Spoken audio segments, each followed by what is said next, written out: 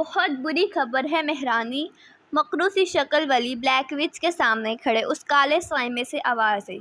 अब क्या हो गया गुदारू, जल्दी बोलो, नहीं तो जलाकर भस्म कर दूंगी। ड्रैगन प्रिंस ने प्रिंसेस को ढूंढ लिया। इनके करीब आने से हमें पता चल गया है कि वो किधर है। वो इंसानी दुनिया में है। ये सुनकर ब्लैक विच गुस्से से जैसे फनकारती बल खाने लगी। अब क्या होगा वो फनकारी? अब अगर वो प्रिंसेस के साथ ड्रैगनलैंड लौटता है और वो दोनों एक हो गए तो आपकी मौत तय है।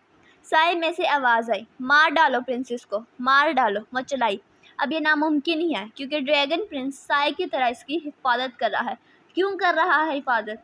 जब वो बिछड़े थे तो इतने छोटे थे कि ये सब नहीं जानते थे। कौन कर रहा है इस प्रिंस को गाइड? बताओ मुझे। किंग बोरान यानी प्रिंस का ग्रैंडफादर।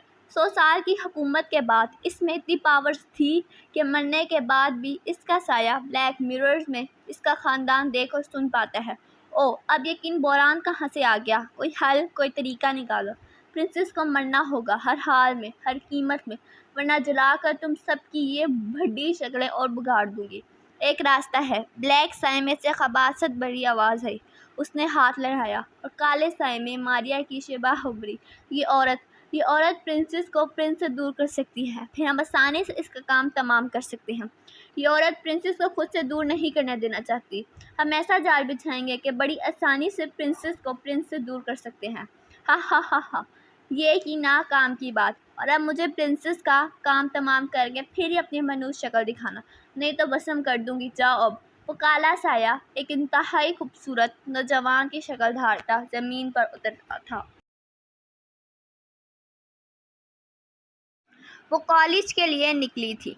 उसका कॉलेज स्टोन पैलेस के बिल्कुल करीब था। विशा, मेरी डॉल। जैमी की आवाज़ आई। उसने पलट कर देखा मगर जैमी के साथ राज को देखकर घबराई। राज ने बड़ी गहरी नज़र से अपनी प्रिंसेस की घबराहट नोट की। वो कदम कदम चलते उसके करीब आए। जी भैया। विशा, मेरी गुड़िया, आज तुम्हें राज कॉलेज छोड़ देगा। आज तुम राज के साथ कॉलेज जाओ। लेकिन भैया, मैं तो ड्राइवर। विशा, मैं बोल रहा हूँ ना कि राज तुम्हें छोड़ देगा। चलो जाओ। ये कहकर जैमी अपनी गाड़ी में बैठ चुका था। राज भी खामोशी से ड्राइविंग सीट पर बैठ गया। विशा चलती हुई गाड़ी में सिमट कर बैठ गई। राज ने खामोशी से गाड़ी स्टार्ट की। खिड़की पे खड़ी मारिया ने नागवारी से यह मंजर देखा। रास्ते में खामोशी थी जो राज को बहुत शिद्दत से चुभ रही थी। आखिर राज ने शुरुआत की। You are afraid of me, so don't be afraid. I will not harm you, Raj ने नरमी से कहा। मगर विशा ने पहलू बदला। पुरस्कार सी आवाज़ और लहजा कहीं सुना सुना सा लग रहा था।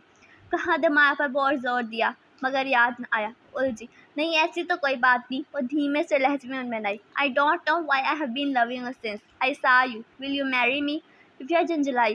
भला को इतना स्ट्रेट फॉरवर्ड कैसे हो सकता है कि पहली मुलाकात में ही प्रपोज कर डाले? कॉलेज आ चुका था। राज ने गाड़ी रोकी तो वह बगैर जवाब दिए जल्दी से गाड़ी से उतरकर अंदर जा चुकी थी।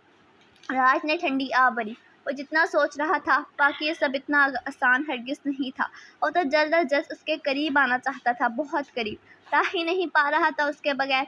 मगर इसकी क्वीन इसकी है, करारियों से बेखबर थी। नहीं जानती थी किसकी मलकियत है, किसकी बीवी है, किसकी जिस्मोजा और रूह की साथ। मारिया शॉपिंग के लिए निकली थी, ये जाने बगैर कि आज वो अकेली नहीं है। शॉपिंग करके बाहर निकली है कि एक अनदेखी ताकत से उसे ज़ोर से धक्का लगा था। वो सामान समेत औंधे मुंह गिरी थी जब दो बाजुओं ने उसे सहारा दिया। अरे आंटी, आपको लगी तो नहीं? प्लीज़ उठें, कोशिश करें, मैं आपको गाड़ी तक पहुंचा दूं। इस हैंडसम और खूबसूरत से लड़के ने मारिया को सहारा दिया और सामान भी उठाया। शुक्रिया बेटा। वो मारिया को गाड़ी तक लाया तो मारिया ने शुक्रिया अदा किया। अरे नहीं आंटी, ये तो मेरा फ़र्ज़ था। अगर आपकी जगह मेरी माँ होती तो, मगर मेरा तो इस दुनिया में कोई है ही नहीं।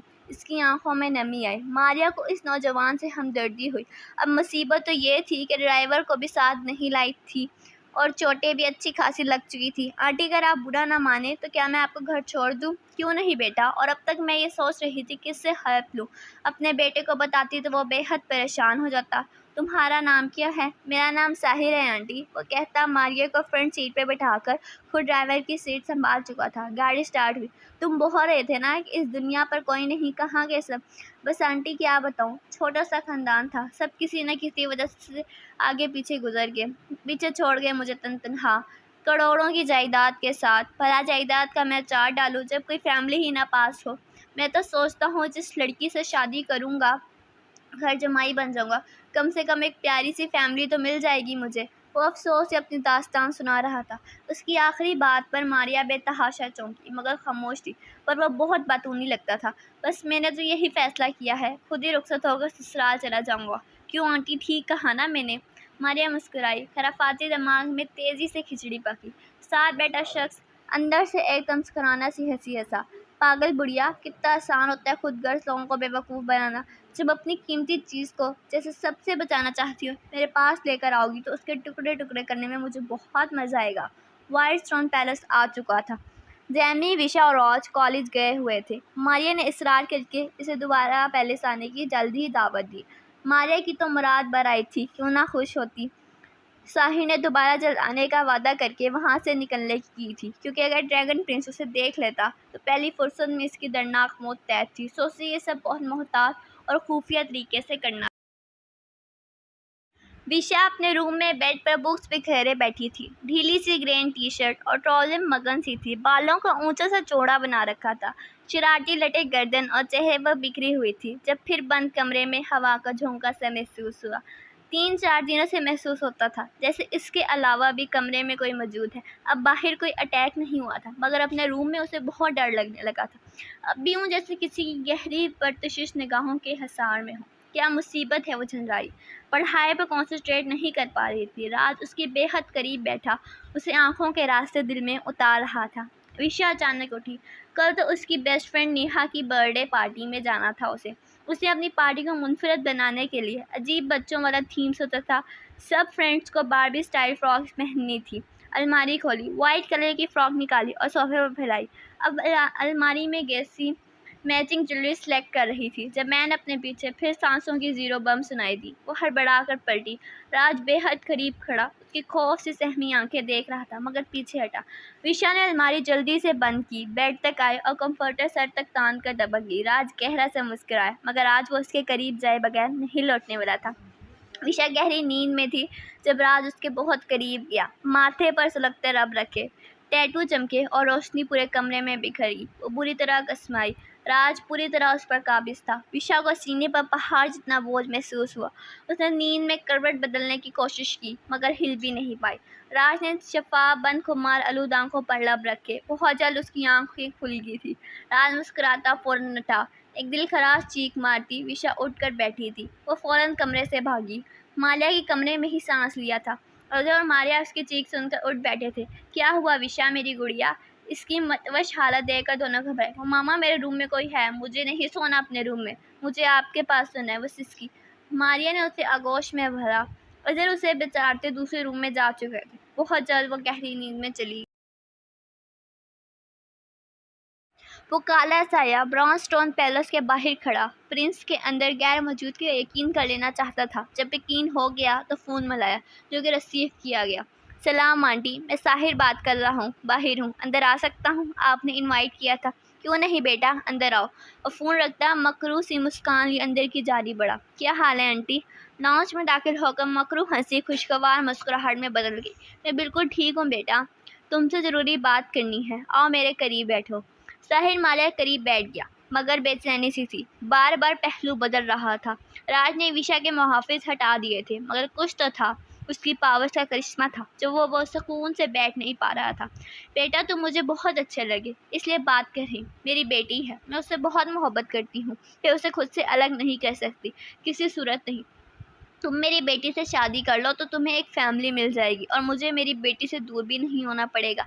सच आंटी, मैं बहुत खुश हूँ कि आपने मुझे इस काबिल समझा, बल्कि मैं लकी हूँ, बहुत अकेला हूँ। आप बस जल्दी से मेरी शादी करवा दें ताकि कोई रुकावट ना आ जाए। मुझे तो पहले ही खुशियाँ बहुत कम रास आती हैं, वो उदासी से बोला।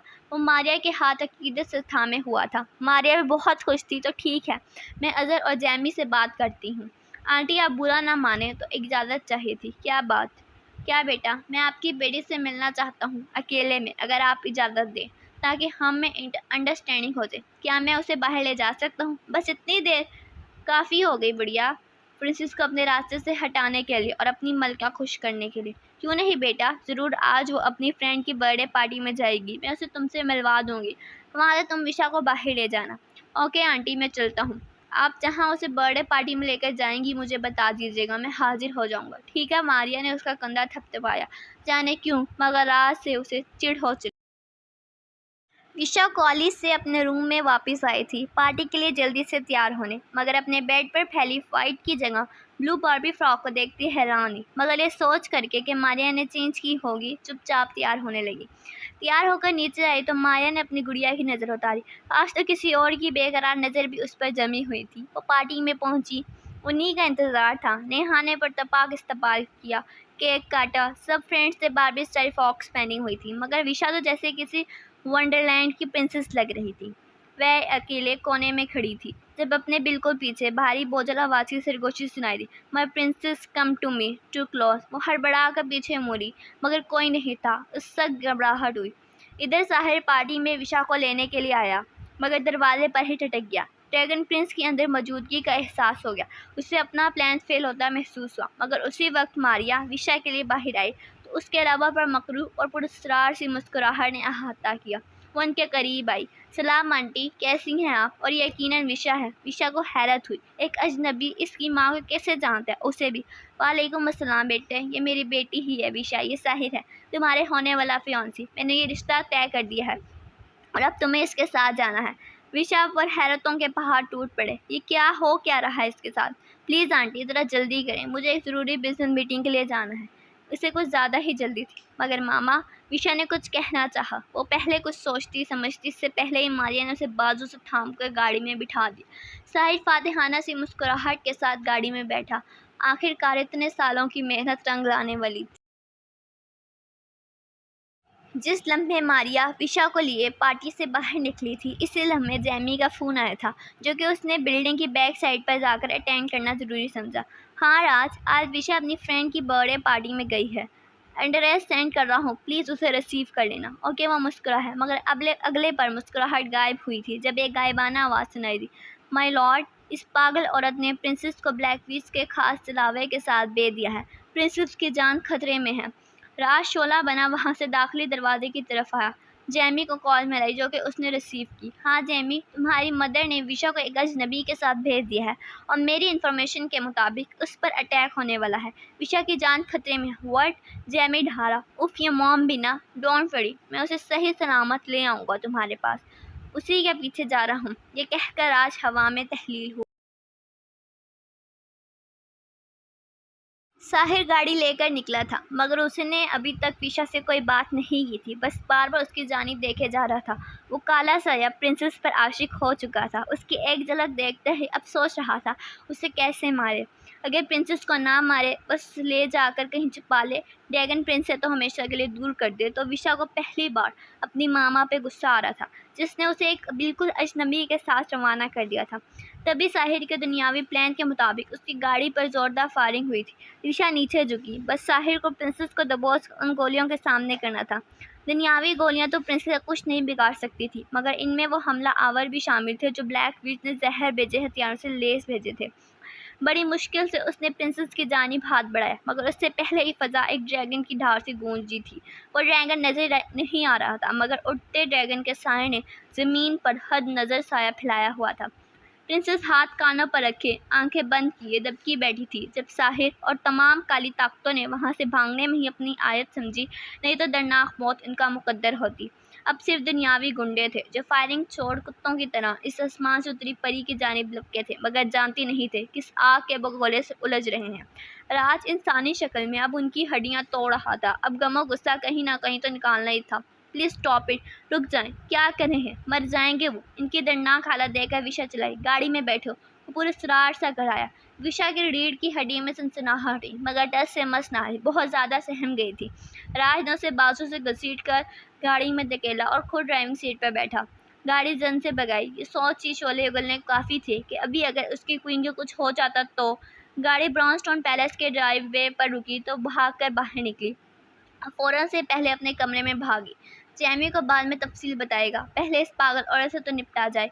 बसम करते अंदाज में आंखें बंद किए और अगले बरमालिया के रूम में था, जो अब घर पहुंचकर बड़े सुकून से अपनी ज्वेलरी उतारी थी, जब अचानक उसे अपने जिस्म, कमरे, बेड पर बुरी तरह तरह तरह के सांप, बिच्छू और गंदे गंदे हशरात नजर आए। वो हलक के बल चलाना चाहती थी मगर उसकी आवाज़ बंद कर दी गई थी। कमरे से भागना चाहती थी मगर पाँव शल कर दिए गए थे। काफ़ी देर वो अपने जिस्म पर रेंगते कीड़े महसूस करती थी मगर जल्द ही होशो खर्च से बेगाना होकर फर्श पर गिरी थी। राज एक हकारत भरी नज़र उस पर डालकर गायब हो गया। मारिया ने, इस काले साए ने और उसकी खुद की क्वीन ने एक ड्रैगन प्रिंस के गुस्से को हवा दी थी और अगर कुछ हो जाता तो ये सोच उसे आग उगल कर सब कुछ खासतर करने में मजबूर कर रही थी। जैमी की वजह से मारिया को भी कुछ नहीं कह सकता था मगर अकल ठिकाने लगाना ज़रूरी था जो वो लगा आया था। मगर अब खुद को कैसे शांत करता? ऊपर से 2 दिन से वो रात को अपने रूम से गायब थी। क्यों, आखिर क्यों? ये गुस्सा स्टार टैश क्वीन को ही अपनी जान पर झेल ली थी। हवा में तहलील हवा था। आज के तमाम दिन के वाक़यात ने विशा की नाजुक सी जान तोड़ कर रख दी थी। अब थकी टूटी गनूदगी में थी। कमरे में मलगजा अंधेरा था। साइड लैंप की मध्यम सी रोशनी पूरे कमरे में फैली हुई थी जब लैंप अचानक बंद हो गया और कमरे में गुप अंधेरा हो गया। विशा की सांसें अटकी। यकीनन कुछ अजीब होने वाला था। वो स्कैंडो में मारिया के पास भाग जाने के लिए बेड से उठने लगी जब पेट पर सांप की तरह रेंगता वहशी से लफ्ज़ ने उसे बुरी तरह जकड़ा और वापस बेड पर खींचा। वो झटके से बेड पर गिरी थी।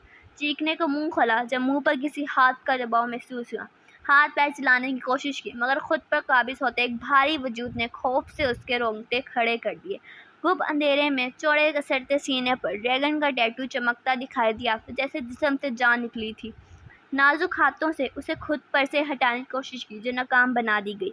झटके से हाथ इन देखी चीज़ों ने बेड से लगाए थे। असली इम्तहान तो विशा का उस वक्त शुरू हुआ जब कोयले की तरह से लगता एक लम्स गर्दन शहरों को ब्यूटी बॉन्ड महसूस हुआ। Don't be afraid of my life. अंधेरे में एक जानलेवा सरगोशी थी जिसकी आवाज़ और लहजा ख्वाब में सनी आवाज़ जैसा था। A dragon want to hurt you, a dragon will love you like crazy. वो जो कोई भी था इस कदर करीब था कि विशा की 120 की रफ्तार से धड़कती धड़कनें सुन सकता था। विशा को मालूम हो चुका था कि ख्वाब में देखने वाला वो हकीकत का रूप ढाल कर उसे लेने आ चुका है।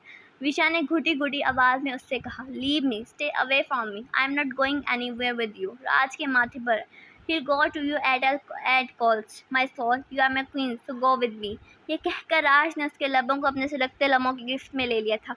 विशा को लगा उसका वजूद जल जाएगा। शदीद जलन के एहसास से उसने ज़ोर से आंखें बंद किए मगर राज का जैसे आज पीछे हटने का कोई मूड नहीं था। वो काफ़ी देर अपनी क्वीन की कुर्बत में डूबा रहा मगर विशा को लग रहा था जैसे उसके नाजुक लबों के ऊपर जलते कोयले रख दिए गए हैं। वो जल्दी निडाल होकर होश खो बैठी थी। राज पीछे हटा, लंबी सी सांस खींचकर आंखों के इशारे से साइड लैम्प जलाया और अगले पल अपने